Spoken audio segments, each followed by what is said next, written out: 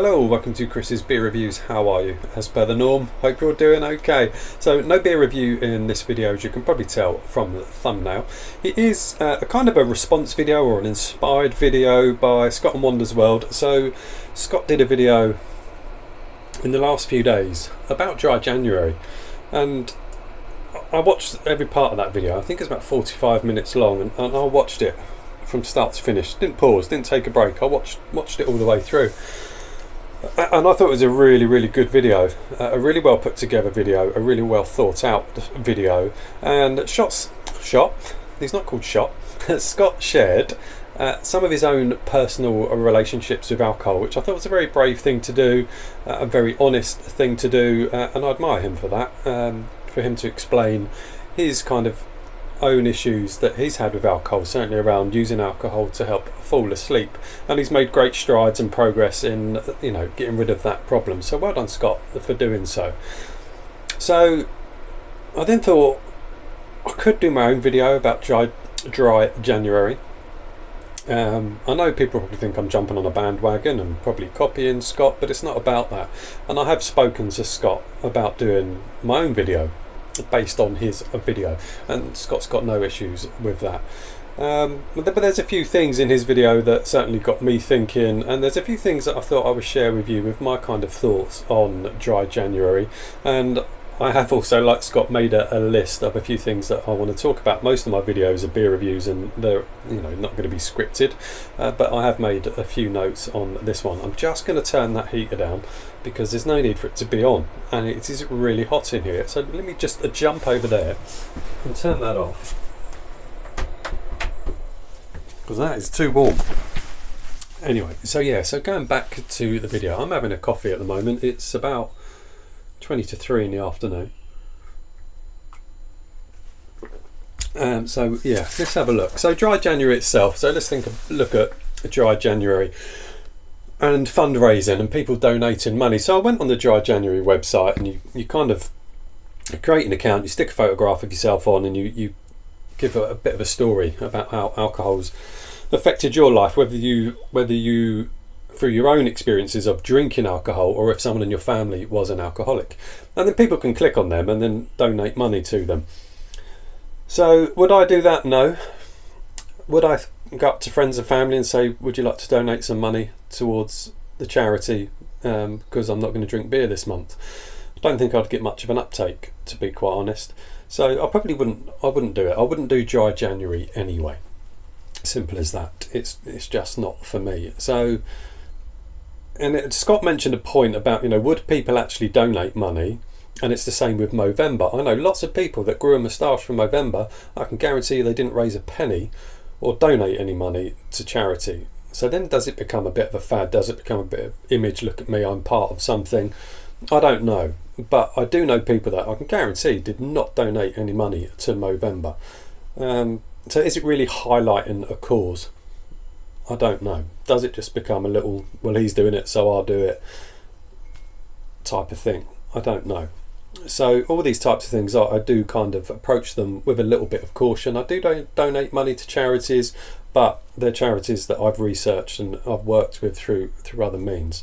So yeah, dry January, not really for me. So let's talk about my relationship with alcohol. So yes, I review beer. Does it mean I drink a lot of beer because I review beer? Not necessarily. Have I drunk a lot of beer in the past, or drunk a lot of alcohol in the past? Absolutely. Have I used alcohol as a release, as a way out, as a coping mechanism? Yeah, I'd say I have. I've suffered with mental health problems over the years.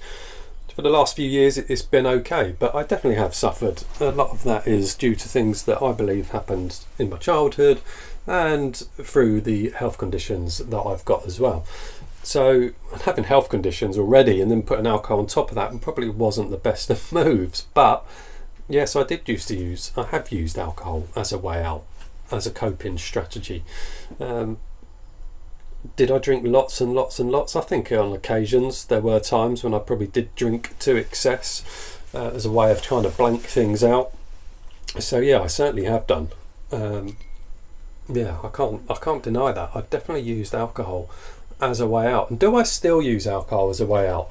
Now, you probably could say yes, because if you think about the amount of times you might have watched me on a beer review, or you've seen me on a live, or you've spoken to me on WhatsApp, how much I talk about my beer shed being my little sanctuary, my little place where I go and switch off to the world. And I come in here and I'll have a beer and I'll watch all sorts of things on YouTube. I'll watch such a varied amount and I'll have a beer. So am I using a beer to escape reality? Again, you could say yes, even though it may only be one beer, because what will happen is I quite often get in from work. I normally spend time with the wife and kids, do dinner, clear up from dinner, and then I come up and sit up here and have a beer and watch YouTube. So do I need that beer at that point when I've already been home a couple of hours? But I like the escape. Before I had the pub shed, it used to be my bathroom. I'd lay in the bath for an hour. But I wouldn't always have a beer. So do I always have a beer every time I come up here? I don't always. I can just sit up here. It's just an escape room, if you like. I can just sit up here without a beer. 9 times out of 10, I'll have a beer. Sometimes I'll have 2. But on a general weekday, if you like, or working day, I definitely don't have any more than 2. But is that a problem? Because I have those 2, and are they habitual? Are they habitual drinks? Am I really enjoying them, or am I just doing it for the habit? I think there's a bit of both in there, but like I say, I won't generally have more than 2. Unless someone's coming round and it's a social event, then that's kind of different. But it does kind of raise that question, doesn't it? Is that having 1 or 2 beers every night an addiction? And what is an addiction? You know, if you feel you've got to go and do it and you can't have a day off from it, then I guess it's an addiction. I can have a day off from it. Sometimes I can just sit up here with a coffee or a bottle of fizzy water. I love fizzy water. That I am addicted to, fizzy water. I actually get moody if I don't have fizzy water. So I can sit up here. For me, it's more the process. It's about stepping away from everything, shutting a door and sitting in your own little kind of place to escape from everything. So do I need to have the beer? No. Do I use it with other beverages like coffee and water? Yes, I do. But majority of the time it's going to be having a beer. So I probably would have, most of the time, at least 1 beer every night. I'd certainly say 5 out of the 7 in a 7-day week, without a shadow of a doubt. And some nights 2, but rarely do I go over 2. Sometimes I'll have 3, but then that also creates the other problem about units, doesn't it? Which I think I've made notes. But before I go on to units, let me just cover the points. I've jumped ahead there. So, spoken about dry January. Said well done to Scott. Great video, and fantastic, and well done for putting up about yourself. Have I used alcohol as a way out? I've covered that. Yes, I have. I don't anymore. What is addiction? Yeah, you know, what is an addiction? I'm definitely addicted to fizzy water. Coming in here and having a beer every night, or at least 5 out of 7, is that an addiction, or is it just chilling out?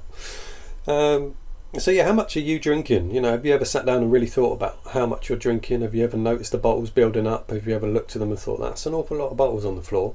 You know, think about what period that's developed over. So should we look at how much we're drinking? We probably should. Of course we should. And then you've got the things like units. So the government on average say you shouldn't drink any more than 14 units in an average week. 14 units. Now that could be, I'm going to have to quickly finish this because it's going to go cold. So 14 units. Have I got a beer that's got units written on the side of it?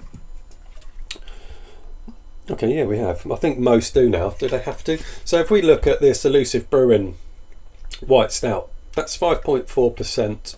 That's 2.4 UK units. I can't do the math, but if I had one of those every night for 7 nights, am I in that region? Yeah, I'm going to be in that region, aren't I? 2, 4, 6, 8, 10, 12, 14. Yeah, I'm going over it really, aren't I? 2.4 UK units. So again, just one of those every night, you're going over your 14 units, aren't you? Let's have a look at this.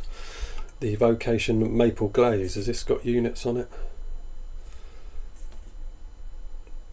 Doesn't say. Oh no, there it is. Yeah, 3 units. So a few of those, you're only going to be you're going to be in trouble, aren't you?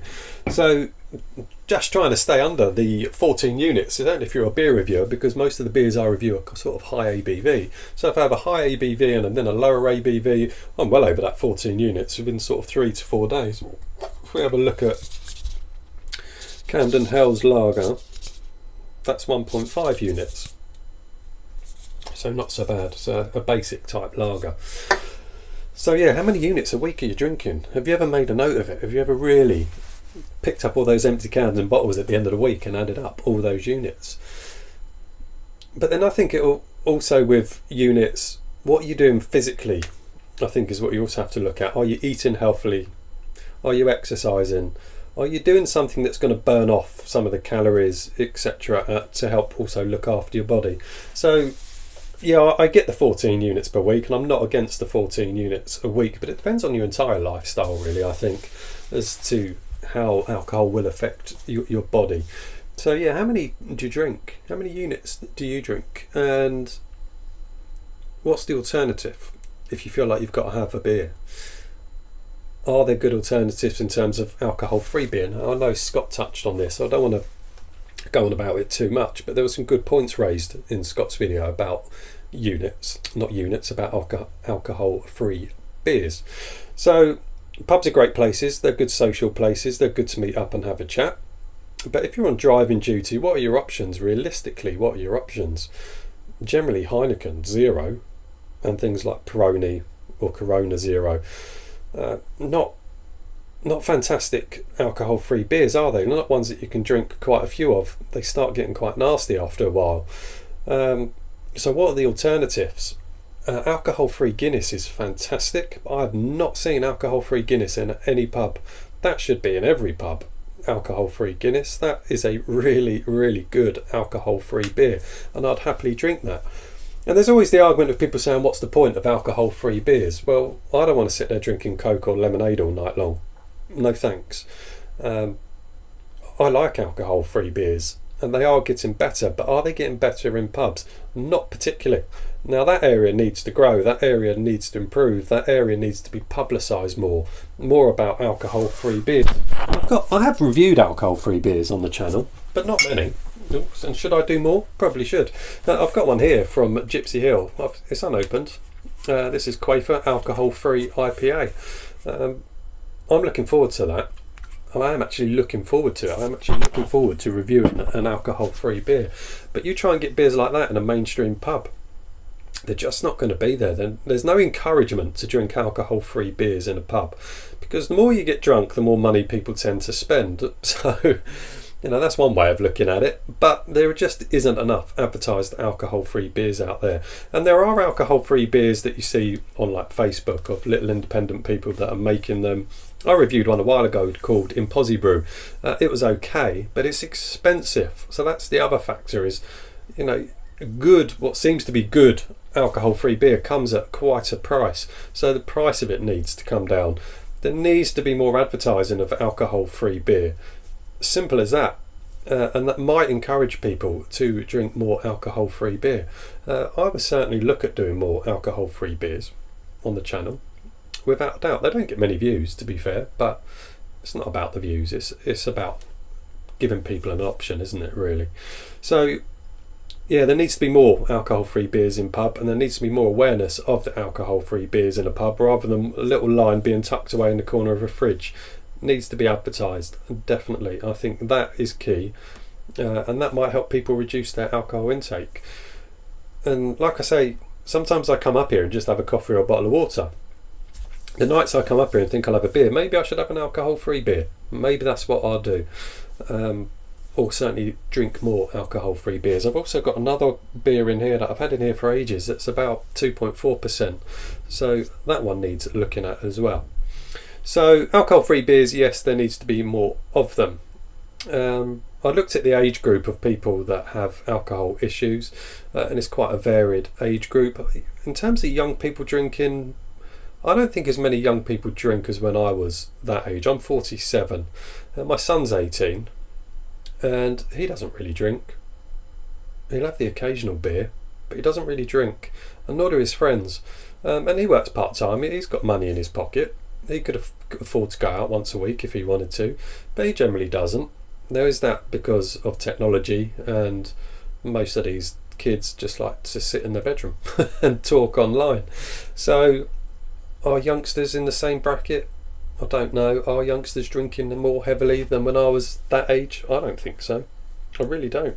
But when I was young, you generally used to go out and get pissed, and that was generally the aim, wasn't it? It was to go out and get pissed, and you do it on a Friday and Saturday night religiously every week. I certainly don't do that anymore. I haven't done that for a long time. But yeah, I'm not so sure younger people are drinking as heavily as when I was that age. So alcohol is kind of part of your life, isn't it? If you're sort of in your 30s, late 30s and 40s, alcohol is generally, or even if you're in your 50s and 60s, you know, alcohol is fundamentally part of a British way of life, isn't it? It's always been there. Your parents have always had a drink, or a majority of parents have, you know, had glasses of wine or had beers in the evening. It's almost a cultural thing, isn't it? But I think younger people are changing. I do think younger people are changing. So I'm not really too sure what my point was, but my point is, you know, is everybody at it? Is everybody drinking to excess? I don't think so. I really don't. You know, same with smoking in young people. That's massively reduced. I mean, the cost of fags is obscene. I haven't smoked for 10 years, maybe longer. I do vape, which I plan on getting rid of this year. I plan on knocking that on the head. But smoking's massively reduced, and I do think there is similar in terms of alcohol consumption in the younger people. Certainly younger people aren't smoking like they used to when I was young. So yeah, there you go. That's pretty much everything, really. Final point.